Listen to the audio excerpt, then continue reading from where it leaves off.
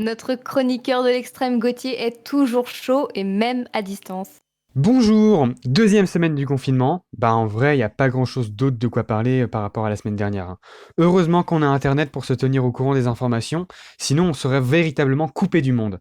Internet, c'est quand même une belle invention, hein, vous trouvez pas? Hein? Ah oui, pardon, j'avais oublié que vous ne pouviez pas me répondre.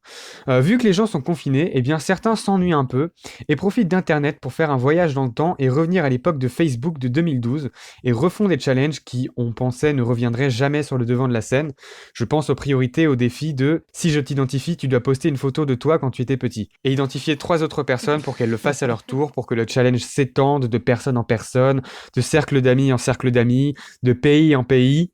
Attendez, mais ces défis-là, c'est exactement la même chose qu'un virus? Si j'étais complotiste, je dirais que c'est le gouvernement qui a lancé ce défi, et toutes les personnes qui publieraient une photo d'eux petits, car une fois en possession de cette photo, ils seraient capables de retourner dans le temps pour injecter le virus aux gens directement quand ils étaient enfants, pour...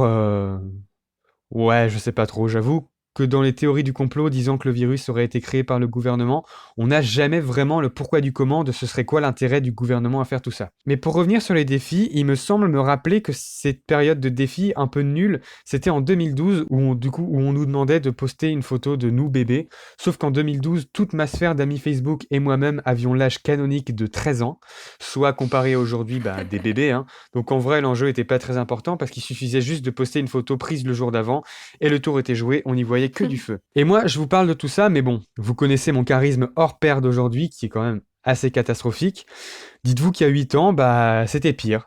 Et que sur les quelques mois où a duré cette vague, eh bien, absolument personne ne m'avait jamais identifié à l'époque. Bon, je trouvais le défi nul parce que déjà en 2012, j'essayais de m'extirper de la masse pour me sentir différent des autres, alors que j'étais juste un bon gros blaireau. Mais ça avait quand même un peu blessé mon ego. Et c'est pas seulement pour ce défi-là qu'on m'avait jamais identifié. Il y avait aussi un autre défi qui s'appelait Allo ou au resto, qui consistait, si on se faisait nominer, à choisir entre soit payer un restaurant à la personne qui nous nominait, ou alors de sauter dans de l'eau glacée et risquer sa vie. Oui, bon, bah écoutez, il y a des gens qui ont préféré mourir.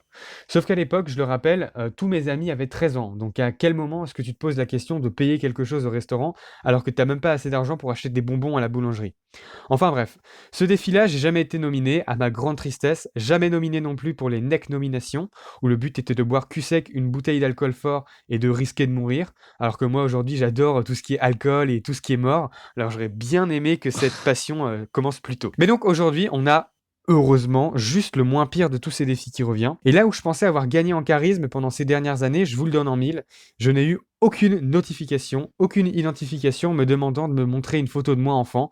Et ça, je peux vous dire que ça m'avait déjà fait mal en 2012. Faut croire que la blessure n'est toujours pas refermée en 2020. Et j'en souffre encore beaucoup aujourd'hui. Bon, même si j'avais reçu des trucs, je l'aurais pas fait parce qu'en 8 ans, je suis toujours un être abject et j'essaye de m'extirper de la masse pour pouvoir m'en moquer. Mais attendez, je pense à un truc. C'est qui a créé ce challenge? C'est bien parti de quelque part, mais est-ce que c'est traçable? Bon, puisque les personnes nominées disent qui les a nominés. Attendez, si on clique, clique, on peut forcément remonter à la source. Attendez, je suis en train de remonter. Je sens que je suis proche. Ah, ça y est, j'y suis. Alors, Françaises, Français, mes chers compatriotes, Emmanuel Macron? Mais alors c'est donc bien le gouvernement qui a créé ce défi afin d'injecter le virus aux Français? Bon, bah, je change désormais de casquette, j'arrête d'être chroniqueur humoristique, et à partir de la semaine prochaine, je deviendrai donc chroniqueur complotiste, et vous servirez toutes mes théories et la raison de pourquoi elles sont indéniablement vraies. Salut! Merci Gauthier, merci.